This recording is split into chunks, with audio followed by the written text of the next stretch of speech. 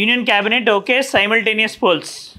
Simultaneous polls అంటే one nation one election, simultaneous elections.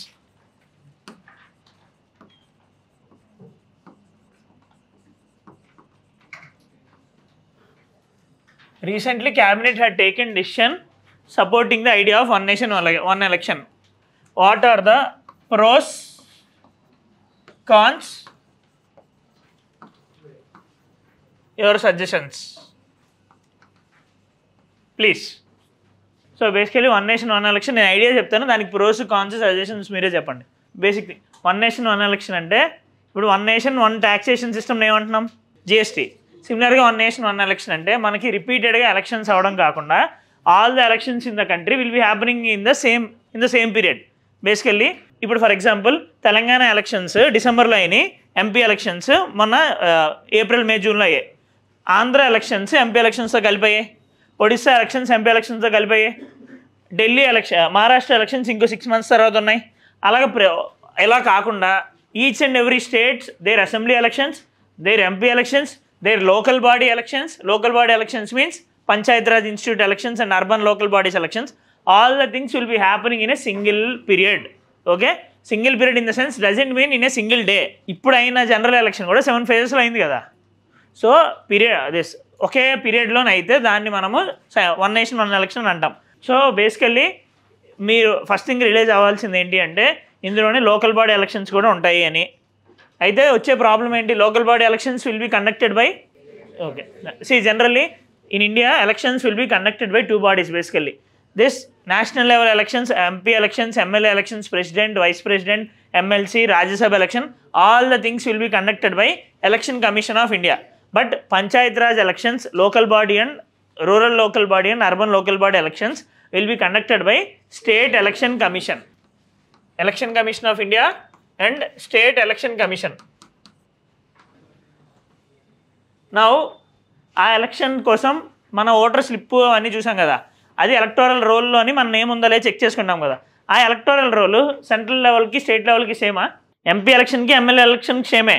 But Panchayat ఎలక్షన్స్కి ఉంటాయి చూడండి, పంచాయత్ ఎలక్షన్స్ మీరు మీ ఊర్లో ఓటేసి ఉంటే అప్పుడు యాక్చువల్లీ డిఫరెంట్ ఎలక్టోరల్ రోల్స్ ఉంటాయి. ఆ ఎలక్టోరల్ రోల్స్ అన్ని స్టేట్ ఎలక్షన్ కమిషన్ ప్రిపేర్ చేస్తుంది, మిగిలినవన్నీ election commission of India prepare చేస్తుంది. ఇది కాన్స్టిట్యూషనల్ బాడీ, ఇది కాన్స్టిట్యూషనల్ బాడీయే. ఇది అండర్ ఆర్టికల్ 243, ఇది under article 324. But the thing is that ఈ రెండింటికి ఎటువంటి సంబంధం లేదు. ఈ election commission of India national లెవెల్లో ఉంటే స్టేట్ లెవెల్లోని వాళ్ళకి సపోర్ట్ చేయడానికి చీఫ్ ఎలక్టోరల్ ఆఫీసర్ అనేవాడు ఉంటాడు. ఓకే, ఆ తర్వాత కింద డిస్ట్రిక్ట్ ఎలక్టోరల్ ఆఫీసర్స్ ఉంటారు, దాని కింద రిటర్నింగ్ ఆఫీసర్స్ అనేవి ఉంటారు. District electoral officer, returning officer. ఆ రిటర్నింగ్ ఆఫీసర్ ఏమో ఆ కాన్స్టిట్యుయెన్సీకి హెడ్ చూసుకుంటాడు. డిస్ట్రిక్ట్ మొత్తంలో ఉండేది ఇతను చూసుకుంటాడు, మొత్తం స్టేట్ మొత్తంలో ఉండేది ఇతను చూసుకుంటాడు. ఇండియా మొత్తానికి ఎలక్షన్ కమిషన్ ఆఫ్ ఇండియా ఉంటుంది. ఎలక్షన్ కమిషన్ ఆఫ్ ఇండియాకి చైర్మన్ ప్లస్ 2 members ఉంటారు. ముందు ఓన్లీ సింగిల్ మెంబర్ బాడీ ఉండేది. తర్వాత 1989లోని కొన్ని మధ్యలో కొన్ని ఇయర్స్ అడిషనల్గా 2 membersని తీసుకున్నారు. ఆ తర్వాత మళ్ళీ ఆ 2 membersని వెనక్కి తీసేశారు. తిరిగి మళ్ళీ 1991 టైం నుండి 3 members ఉన్నారు అప్పటి నుండి. ఎందుకు ఇది చేయాల్సి వచ్చిందంటే, ఎందుకు అడిషనల్గా చేయాల్సి వచ్చింది అంటే 1989లోని 61st కాన్స్టిట్యూషన్ అమెండ్మెంట్ యాక్ట్ అనేది చేశారు. Okay, 61st constitution amendment act అనేది చేసి ఏం చేశారంటే అప్పుడు దాకా ఓటింగ్ రైట్స్ అనేది 21 years వరకు ఉండేది. మినిమం 21 years ఉండే వాళ్ళు ఓట్ వేయడానికి ఉండేది. దాన్ని అమెండ్మెంట్ చేసి 18 yearsకి చేశారు. సో ఈ 61st అమెండ్మెంట్ ద్వారా 21 ఉండేదాన్ని 18 చేశారు. గుర్తుంటుందా, ఫిలిమ్స్లో ఆడడానికి స్కోప్ ఉంది ఈ ఎలక్షన్ గురించి మొత్తం అంతా అవుతుందని. 8 - 1 ఎంత, 6 + 1 ఎంత? ఓకే, గుర్తుపెట్టుకోవడానికి చెప్తున్నాను. 61st constitution amendment act 21 yearsని 18 years చేసింది. ఓకే, నౌ ఇంకా ఈ ఎలక్షన్ కమిషన్కి ఇంకా స్పెసిఫిక్ పవర్స్ ఉన్నాయి. అది quasi judicial body, number of things మీకు పాలిటీలోని కాన్స్టిట్యూషనల్ బాడీస్ అయినప్పుడు అవన్నీ తెలుస్తుంది. అయితే ఇప్పుడు వచ్చిన ప్రాబ్లం ఏంటి అంటే వన్ నేషన్ వన్ ఎలక్షన్ అంటే ఏంటి అర్థమైంది కదా, నేషనల్ లెవెల్లో స్టేట్ లెవెల్లో డిఫరెంట్ ఉంటాయి కదా. ఇప్పుడు మనకి ఎందుకు ఈ వన్ నేషన్ వన్ ఎలక్షన్ యొక్క అవసరం వచ్చింది, అంత దాఫీగానే జరిగిపోతుంది కదా. Indian electoral democracy is world wide very significant. There is one person, great scholar, actually he says that India ప్రపంచం మొత్తానికి 3 విషయాల మీద చాలా significant. World wide India will get prizes across the world because of 3 things. One is Taj Mahal, okay, ఇది world wide accepted. One is Taj Mahal, one is Mahatma Gandhi, and the other thing is Indian elections.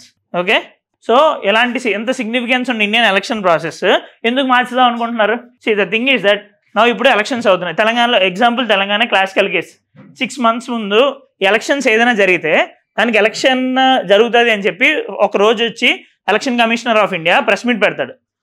Press meet పెట్టిన రోజు నుండి election notification వచ్చిందని అంటాం. ఎప్పుడైతే ఆయన press meet పెట్టి ఇప్పుడు నుండి ఎలక్షన్ నోటిఫికేషన్ స్టార్ట్ అవుతుంది అని అంటే అప్పుడు నుండి మోడల్ కోడ్ ఆఫ్ కండక్ట్ అనేది ఉంటుంది. Model code of conduct period అప్పుడు నుండి స్టార్ట్ అవుతుంది. ఈ మోడల్ కోడ్ ఆఫ్ కండక్ట్ అంటే పార్టీస్ కానీ పోటీ చేసేవాళ్ళు కానీ గవర్నమెంట్ కానీ code of conduct means how to behave. Conduct means our behaviour. Code means giving rules to our behaviour. This is considered as a model. We are calling it as model code of conduct. Now ఈ MCC ఎప్పుడైతే starting నుండి వస్తుందో అప్పుడు నుండి ఇంకెటువంటి government decisions అనేవి major decisions జరగకూడదు. MCC ఎప్పుడైతే వస్తుందో అప్పుడు నుండి we cannot take any major decisions. Administration will be stop.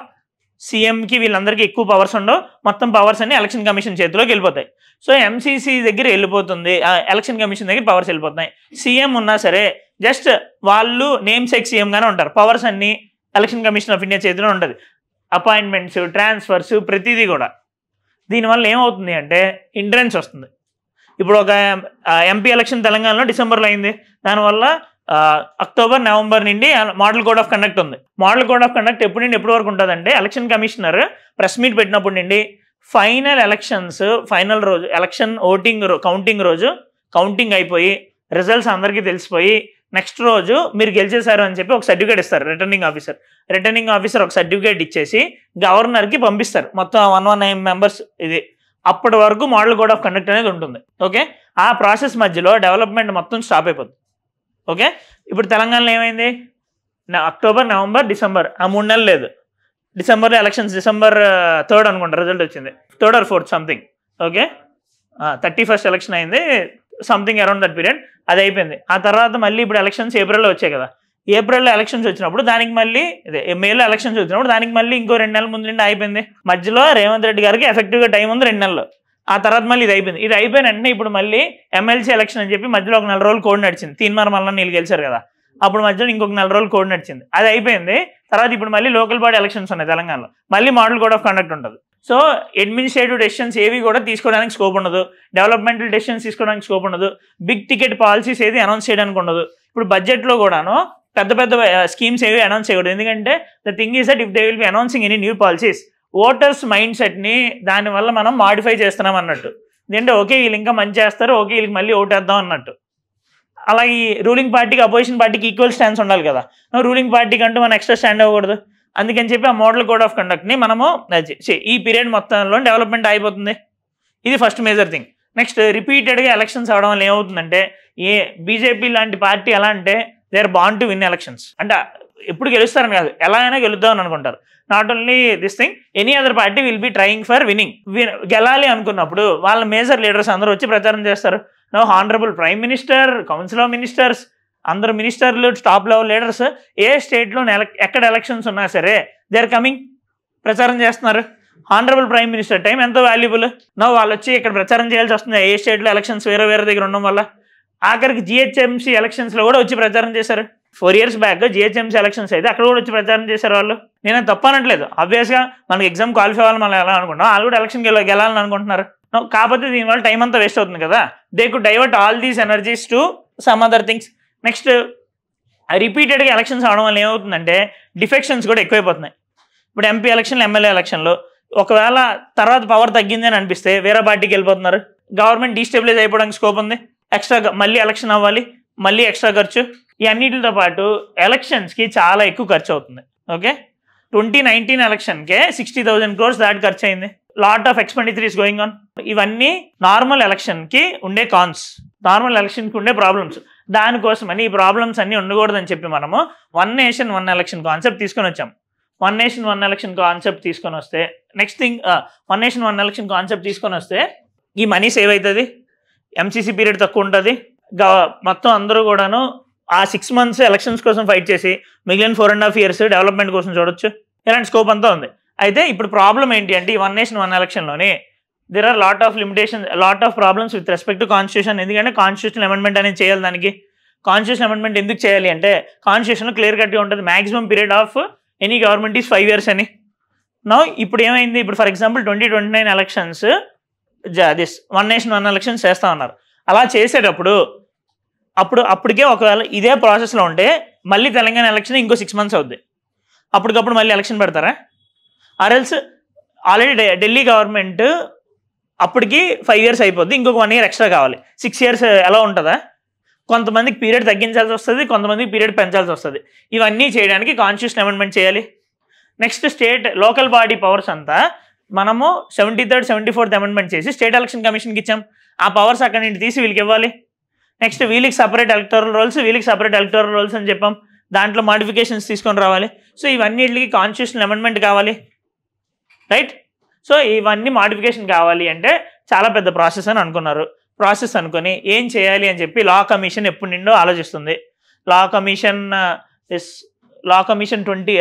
1999లో form అయిన లా కమిషన్ చెప్పింది, 2008లో ఫామ్ అయిన లా కమిషన్ చెప్పింది వన్ నేషన్ వన్ ఎలక్షన్కి వెళ్ళాలి అని. ది ఎలక్షన్కి ముందు this government NDA 2 had form committee regarding this one nation one election under the leadership of honourable former president Ramnath Kovind. Okay, ఆ రామ్నాథ్ కోవింద్ ఫామ్ చేసిన కమిటీలో ఆబ్వియస్గా వాళ్ళ కమిటీ ఫామ్ చేశారంటే దానికి సపోర్టింగ్ ఇవ్వాలి అని.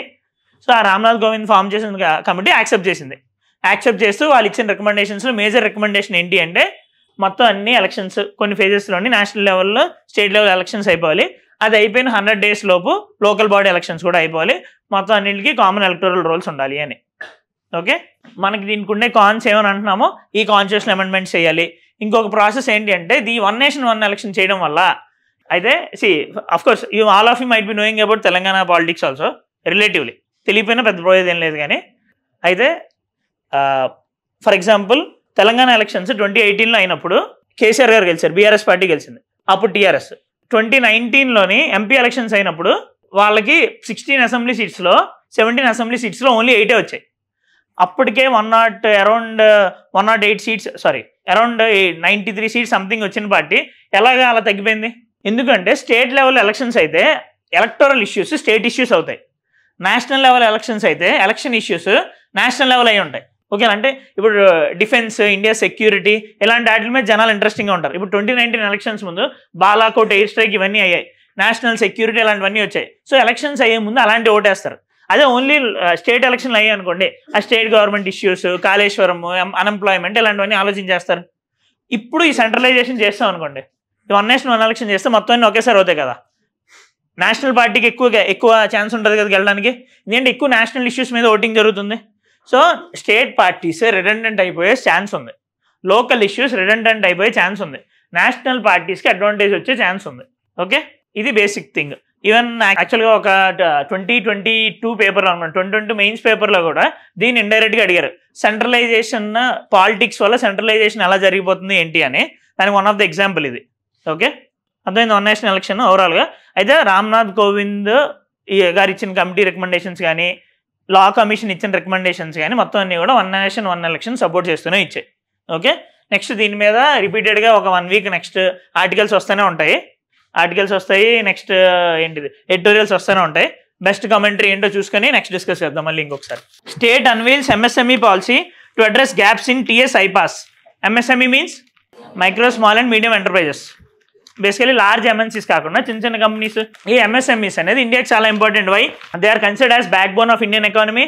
They provide largest around 40% employment. Next they contribute around more than 30% of Indian GDP. They also play a major role in Indian exports. So ఇంత సిగ్నిఫికెన్స్ ఉన్న MSME policies MSME are basically unorganised. మనకి దారిలో కనిపించే షాపుల నుండి చిన్న చిన్న candle manufacturing దగ్గర నుండి ప్రతిదీ MSMEసే, micro small and medium enterprises. So ఇలాంటి వాటన్నిటికి రిలేటివ్గా హెల్ప్ చేద్దామని చెప్పి గవర్నమెంట్ ఆఫ్ ఇండియా ఎప్పటి నుండి అనుకుంటుంది. ఎందుకంటే MSMEs చాలా మందికి ఎంప్లాయ్మెంట్ ఇస్తుంది. Not everyone can go for formal employment or Infosys, TCS అందరూ ఉండడానికి. ఇన్ఫోసిస్, TCSలో ఈ సాఫ్ట్వేర్లో పనిచేసే వాళ్ళ వల్ల టెక్నికల్లీ అక్కడ ఉన్న కన్స్యూమరిస్ట్ ఎకానమీ తప్ప పెద్దగా గ్రో అవ్వదు. Obviously they can do if they want. But ఇక్కడ MSMEs వల్ల ఏంటంటే అక్కడ లేబర్ ఇంటెన్సివ్ MSMEs. సో ఎక్కువ ఎంప్లాయ్మెంట్ వస్తుంది, వీళ్ళు తయారు చేసే ప్రొడక్ట్స్ సేల్ అవుతాయి, డొమెస్టిక్ ఎకానమీ కూడా గ్రోత్ అవుతుంది. అందుకని ఎంఎస్ఎంఈస్ని మనం బూమ్ చేయాలి. ఎంఎస్ఎంఈస్ అయిందా ఎకానమీలో, ఇండస్ట్రీస్లో? ఓకే, ఇంకేం తెలుసు ఎంఎస్ఎంఈస్ గురించి మీకు? ఎంఎస్ఎంఈ డెఫినేషన్ ఏంటి అంటే రీసెంట్గా మార్చిన దాంట్లోని ఎంఎస్ఎంఈ లిమిట్ ఏంటి? ఏదైనా కంపెనీని మైక్రో, స్మాల్, మీడియం అనాలంటే టర్న్ ఓవర్. 2 పారామీటర్స్ ఏముంటాయి? టర్న్ ఓవర్, మార్కెట్ క్యాప్ అంటే ప్రాఫిటా? మరి టర్న్ ఓవర్కి దానికి తేడా ఏంటి? అక్కడ ఉండే 2 కాన్సెప్ట్స్ ఏంటి ఎంఎస్ఎంఈలో ఉండేవి డిఫైన్ చేయడానికి?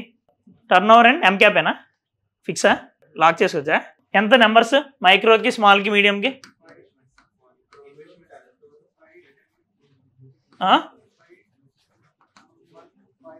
158 ఇంకా 1550.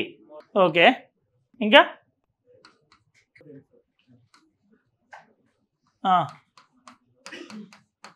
ఫ్యాక్టర్ ఇంటూ 5తో మల్టిప్లై అవుతుంది. ఇటుపక్క ఉన్నదానికి ఇటుపక్క ఉన్నదానికి ఇంటూ 5తో మల్టిప్లై అవుతుంది. నోట్స్లో చూసుకొని నేను చెప్పింది కరెక్ట్ కాదో చెప్పండి. ఓకే, ప్రాఫిట్స్ ఏదైతే ఉందో నెట్ గెయిన్స్, దానికి టర్న్ ఓవర్ అక్కడ రావాలంటే ఇంటూ 5తో మల్టిప్లై అవుతుంది అక్కడ ఫ్యాక్టర్ మూడిట్లకి. 76th batch IPS passing out parade tomorrow.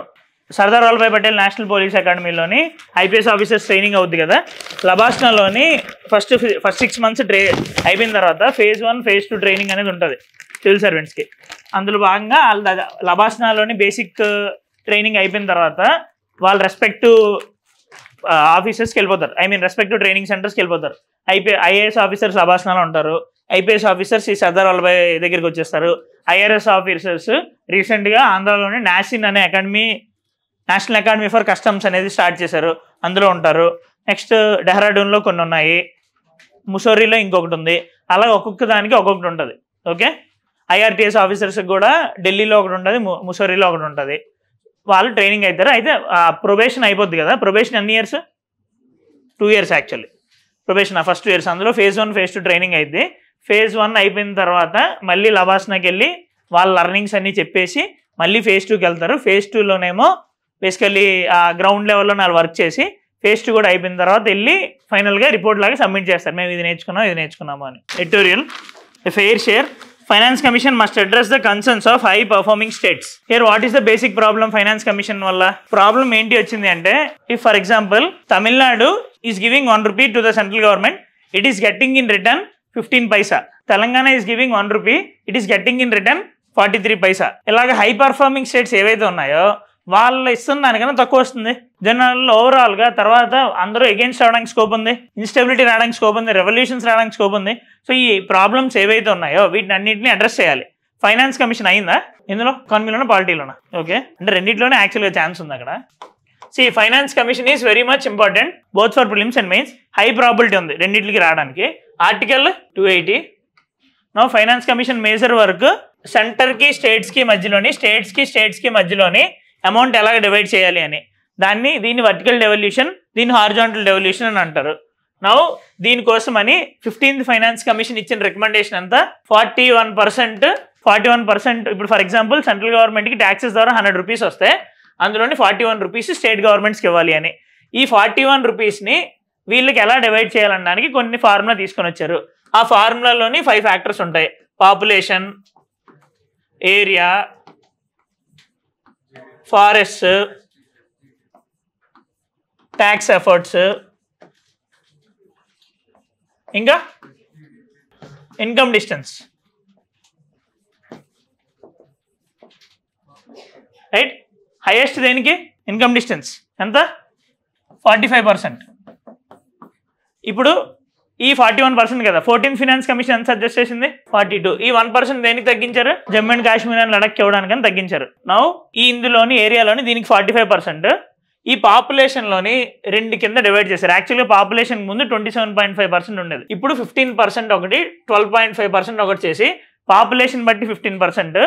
Demographic efforts అంటే పాపులేషన్ తగ్గించడానికి ఎవరెవరైతే ఎక్కువ వర్క్ చేశారో వాళ్ళ కోసం అంటూ ఎక్స్ట్రా 12.5% వాళ్ళకి షేర్ ఇవ్వడానికి, దాన్ని డెమోగ్రఫిక్ ఎఫర్ట్ అని అంటారు.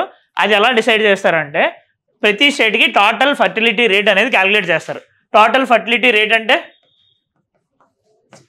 ఒక ఉమెన్ తన చైల్డ్ బేరింగ్ ఏజ్లోనే, అంటే బేసికల్లీ ఒక ఉమెన్ ప్రెగ్నెన్సీ ఇవ్వడానికి క్యాపబుల్ ఉన్న ఏజ్ దగ్గర నుండి ఆ ఏజ్ అయిపోయే వరకు ఓవరాల్గా యావరేజ్గా ఎంతమంది పిల్లలకి వాళ్ళకి అంటున్నారు అనే దాన్ని బట్టి టోటల్ ఫర్టిలిటీ రేట్ అనేది మనం డిసైడ్ చేస్తాం.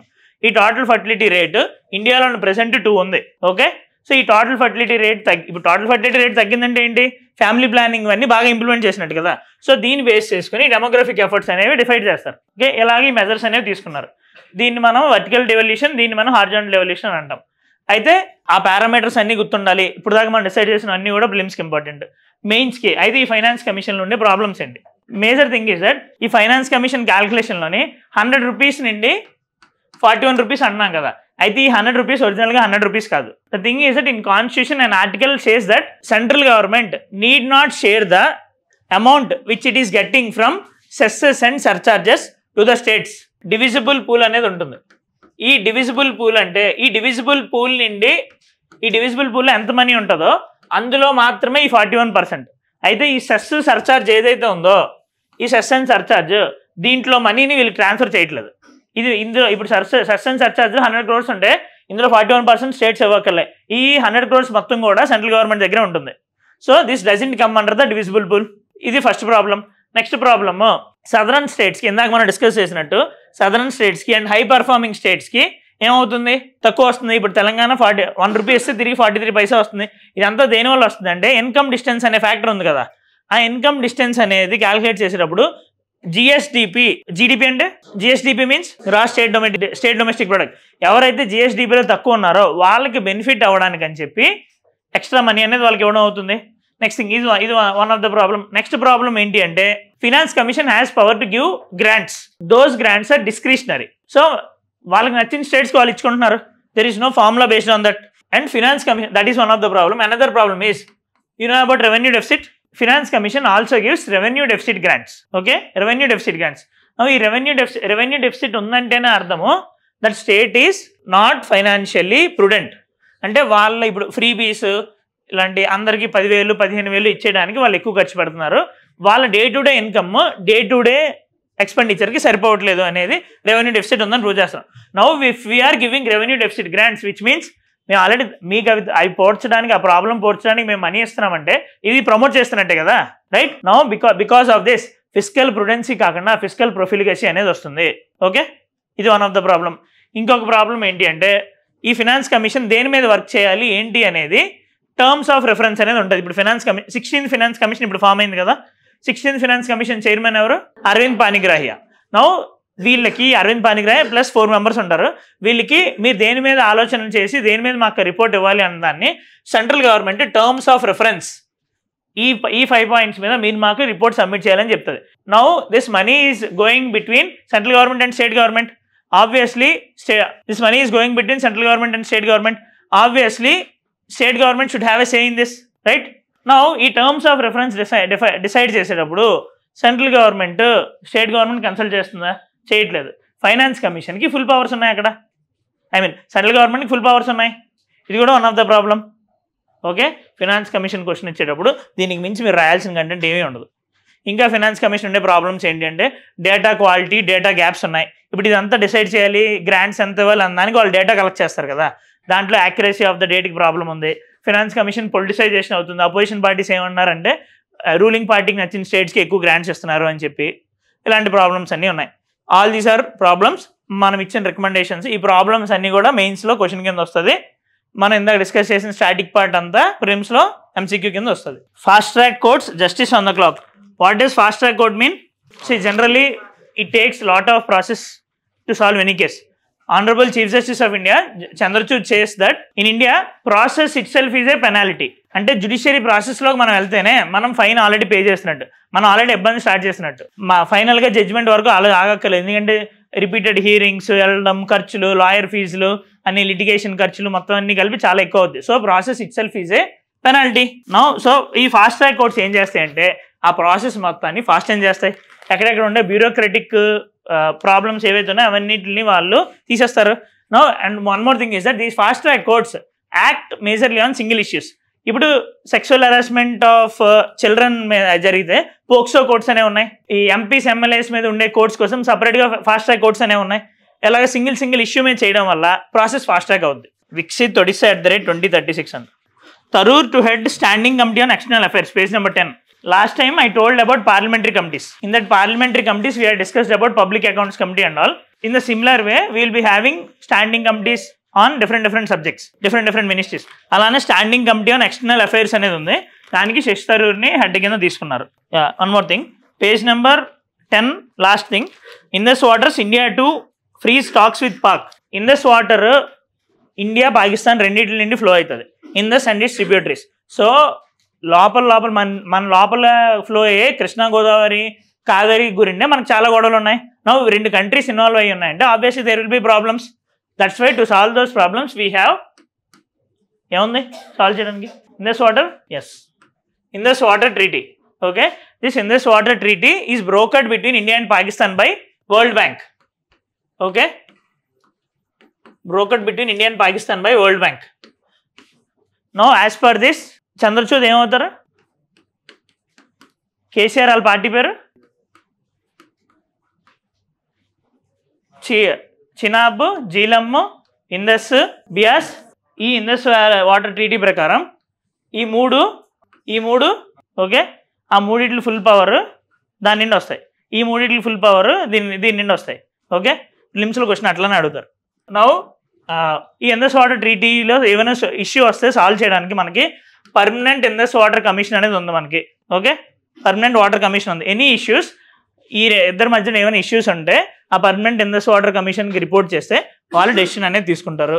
దాన్ని బట్టి ఒకవేళ ఇంకా అవసరం అయితే ఇంటర్నేషనల్ కోర్ట్స్ దానికి కూడా వెళ్ళొచ్చు. ఓకే, ఐఆర్ అయ్యేటప్పుడు ఇండియా పాకిస్తాన్ రిలేషన్స్లోని one of the major friction point ఇది. 2 కంట్రీస్ మధ్యలో ఫ్రిక్షన్ పాయింట్ అంటే, whenever I'm using some sort of words, ఈ వర్డ్స్ ఎందుకు యూజ్ చేస్తున్నాను అంటే మీరు ఆన్సర్స్లో ఇవి యూజ్ చేయాలని. ఫ్రిక్షన్ పాయింట్స్ అంటే నార్మల్గా గొడవలు అంటే ఐఆర్ డిప్లొమాటిక్ లాంగ్వేజ్ కాదు ఇది. ఫ్రిక్షన్ పాయింట్ అంటే రెండింటి మధ్య ఎక్కడ ఇద్దరికి ఫ్రిక్షన్ వస్తుంది, ఎక్కడైతే గొడవలు అవుతున్నాయి అని. సో ఈ ఇండస్ వాటర్ ట్రీటీ అనేది one of the friction point between India and Pakistan. Okay, next union cabinet had given approval for many things actually. అప్పుడే 1 నేషన్ 1 ఎలక్షన్ ఈ అన్నిటిని కూడా ఇచ్చారు. ప్రధాన్ మంత్రి జనజాతీయ ఉన్నత్ గ్రామ్ అభియాన్ అనేది బడ్జెట్లో తీసుకొని వచ్చారు. 63,000 ట్రైబల్ విలేజెస్కి ఇన్ఫ్రాస్ట్రక్చర్ ఫెసిలిటీస్ డెవలప్ చేయడానికి అరౌండ్ 5 crore ట్రైబల్ హ్యాబిటేట్స్కి బెనిఫిట్ అవుతుంది.